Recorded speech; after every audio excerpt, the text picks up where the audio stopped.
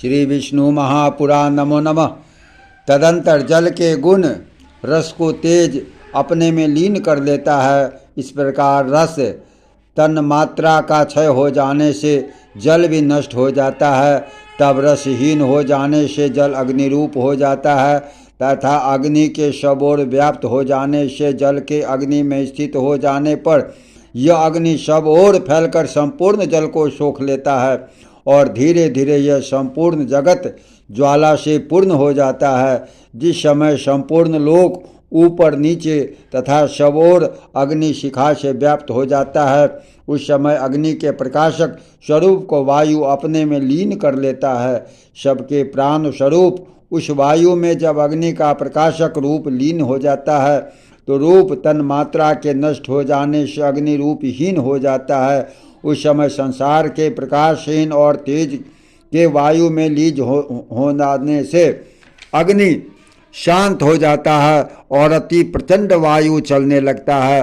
तब अपने उद्धव स्थान आकाश का आश्रय कर वह प्रचंड वायु ऊपर नीचे तथा सब ओर दशों दिशाओं में बड़े वेग से चलने लगता है। तदंतर वायु के गुण स्पर्श को आकाश लीन कर लेता है। तब वायु शांत हो जाता है और आकाश आवरणहीन हो जाता है। उस समय रूप रस स्पर्श गंध और आकार से रहित अत्यंत महान एक आकाश ही सबको व्याप्त करके प्रकाशित होता है। उस समय चारों ओर से गोल छिद्र स्वरूप शब्द लक्षण आकाश ही शेष रहता है और वह शब्द मात्र आकाश सबको आच्छादित किए रहता है। तदंतर आकाश के कुंद शब्द को भूत आदि ग्रस लेता है। उस भूत आदि में एक साथ पंचभूत और इंद्रियों का लय हो जाने पर केवल अहंकारात्मक रह जाने से वह तामस तमह प्रधान कहलाता है। फिर भूत आदि को भी सत्व प्रधान होने से बुद्धि महतत्व ग्रस लेता है।